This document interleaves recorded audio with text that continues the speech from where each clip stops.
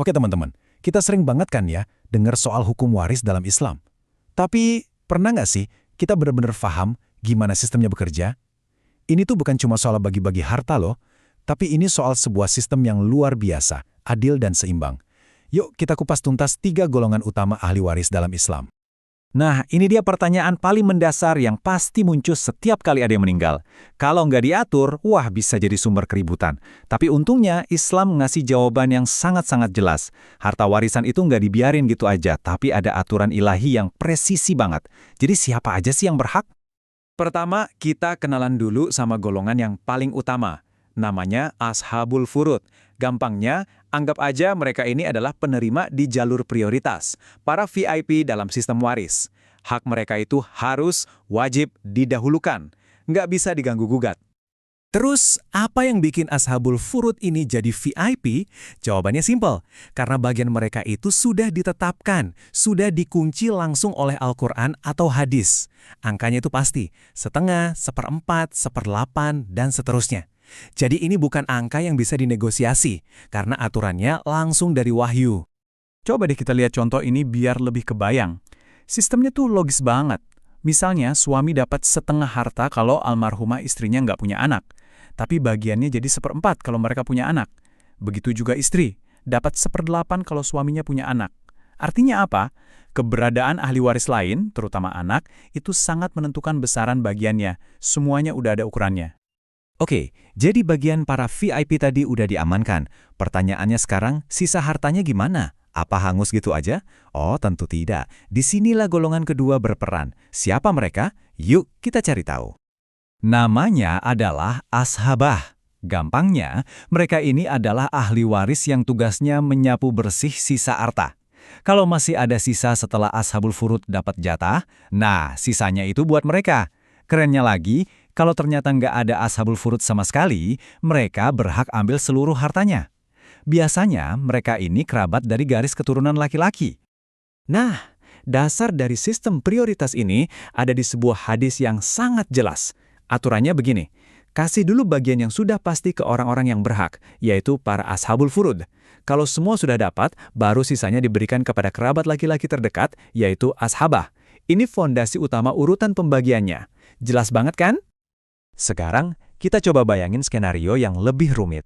Gimana kalau ternyata nggak ada satupun ahli waris dari golongan Ashabul Furud, dan asobah juga nggak ada, kosong gitu, hartanya terus dikemanain dong? Nah, disinilah golongan ketiga muncul, ibaratnya sebagai jaring pengaman terakhir.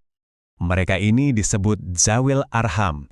Sederhananya, mereka adalah kerabat yang punya hubungan darah sama almarhum tapi lewat jalur perempuan. Contohnya seperti cucu dari anak perempuan atau keponakan dari saudara perempuan. Tujuan mereka ada itu untuk memastikan harta warisan tetap berputar di dalam lingkaran keluarga, bahkan saat ahli waris utama nggak ada. Yang menarik, soal Zawil Arham ini, para ulama punya pandangan yang sedikit berbeda. Menurut madhab Hanafi dan Hambali, mereka tetap berhak dapat warisan. Tapi, menurut madhab Maliki dan Syafi'i, lebih baik hartanya diserahkan ke kas negara atau Baitul Mal untuk kemaslahatan umat. Ini nunjukin betapa kaya dan dinamisnya pemikiran hukum Islam. Oke, teorinya udah cukup. Biar nggak ngawang-ngawang, sekarang kita lihat gimana semua ini bekerja di dunia nyata. Sebuah studi kasus bakal bikin kita jauh lebih paham alur pembagiannya. Yuk kita lihat gimana corong prioritas ini berfungsi. Skenarionya kita buat simpel. Ada seseorang bernama Ahmad, wafat, ahli waris yang ditinggalkan ada 3, istrinya, ibunya, dan 1 anak laki-laki. Total harta peninggalannya 120 juta rupiah. Oke, langkah pertama kita adalah identifikasi siapa aja pemainnya dan apa perannya. Sesuai aturan, kita selalu mulai dari Ashabul Furud. Di kasus ini, yang termasuk Ashabul Furud adalah istri dan ibu. Karena ada anak, maka sang istri dapat 1/8 dari total harta, yaitu 15 juta. Sang ibu juga dapat bagian pasti, yaitu 1/6, karena ada anak. Jadi, bagiannya 20 juta. Langkah selanjutnya, kita hitung sisanya. Gampang aja. Total hartanya kan 120 juta, kita kurangi dengan total bagian Ashabul Furud tadi, yaitu 15 juta ditambah 20 juta, sama dengan 35 juta. Jadi sisa hartanya adalah 85 juta rupiah. Nah, sisa 85 juta ini buat siapa? Tentu saja buat ashobah. Dalam kasus ini, anak laki-laki adalah ashobah yang paling dekat nasabnya. Jadi, dialah yang berhak mengambil seluruh sisa harta tersebut. Selesai, sistemnya berjalan dengan sempurna, persis seperti aturannya. Setelah kita lihat semua aturan dan perhitungannya yang detail, coba deh kita mundur sedikit. Kita renungkan, apa sih sebetulnya hikmah atau kebijaksanaan di balik sistem waris yang begitu terperinci ini? Intinya adalah soal keseimbangan. Sistem ini secara cerdas menyeimbangkan antara perlindungan hak-hak pasti, terutama bagi anggota keluarga yang mungkin lebih rentan kayak istri, ibu, atau anak perempuan, sekaligus memberikan tanggung jawab yang lebih besar kepada kerabat laki-laki, yaitu ashabah, untuk menjaga kelangsungan keluarga. Jadi ini bukan cuma soal uang, tapi soal keadilan, perlindungan, dan juga tanggung jawab.